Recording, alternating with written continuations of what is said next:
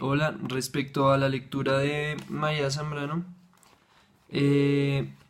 es primero que nada es raro porque en algún momento había escuchado de parte de David Delgado cómo el mundo se constituía en cierta medida, y estoy parafraseando acá porque no me acuerdo puntualmente todo lo que dijo, pero que el mundo se conformaba de manera horizontal y vertical, que era básicamente como el hombre entendía su realidad, y que la manera horizontal, especialmente en la arquitectura, era tratar de crear una relación entre, entre el horizonte, todo aquello que se pierde, pues sí, como a lo largo de nuestra vista, y la verticalidad, que era la forma de, como de rendir tributo al cielo, era mediante el patio. No me acuerdo de quién era, pero la persona que él estaba citando cuando mencionó eso, pero estoy casi seguro que era esta lectura por lo que mencionan elementos bastante parecidos, y me parece que es un punto bastante interesante para desglosar la como los componentes germinales de lo que sería un proyecto arquitectónico. Adicionalmente, digamos que después de leer traté de ir anotando cosas distinto como a otros videos que tratan de tener un orden, entonces esto puede ser como un popurrí de ideas que no tienen nada que ver una con la otra, o de pronto sí. Entonces también me pareció como interesante el tema de la creación, y yo entendí un poco que ella trataba de mencionar la creación como ver en la realidad algo que no se había visto antes. Entonces esto me recuerda un poco, y no es lambonería de ningún tipo, pero a la clase de arquetipos, en donde,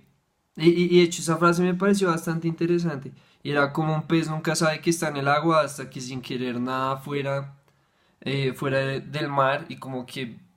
salta a la superficie, ve el mar y entra otra vez, y es como mi realidad antes no había permitido que yo entendiera que estaba como en agua y en el mar, porque había sido siempre mi realidad, y solo fue hasta que pasó algo drástico, que pude como ver algo nuevo y como alejarme de mi realidad, que era un poco lo que se hablaba de las pinturas rupestres, y como eso permitía que por fin el ser humano eh, como que trascendiera. Y en ese sentido, entonces, yo creo que precisamente la creación proviene de, de revisar la realidad constantemente, y que la forma más apta para hacerlo es el arte. Y también me parece importante incluir los sueños, porque los sueños siempre como que ponen en tela de juicio lo que vemos día a día. Igualmente, después de leer un poco también como lo de la ciudad, me parece que un poco relacionado con Sumter, la ciudad es un tipo de atmósfera, pero ahí me surge la pregunta de, que también una pregunta que se ha hecho un poco en clase, es cómo se manejan las escalas de una atmósfera. eh, y si es como una atmósfera, solo es una atmósfera hasta donde alcanzan los sentidos, o si es hasta donde alcanza el intelecto, como yo solo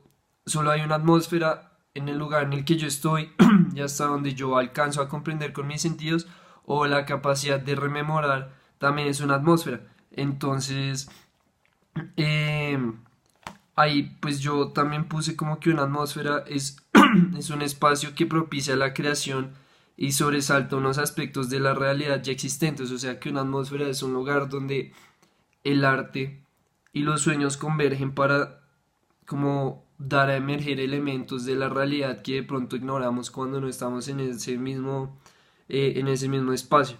Entonces ahí continué un poco como también hablando de las atmósferas, según empecé a leer el resto, y es como que cada atmósfera tiene un bagaje cultural adosado a la misma, y que dentro de esa atmósfera existen componentes que sacan a flote otros elementos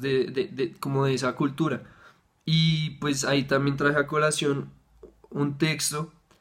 que había leído hace tiempo, que es como los arquitectos están matando la arquitectura, y la verdad es un texto como de una arquitecta muy X,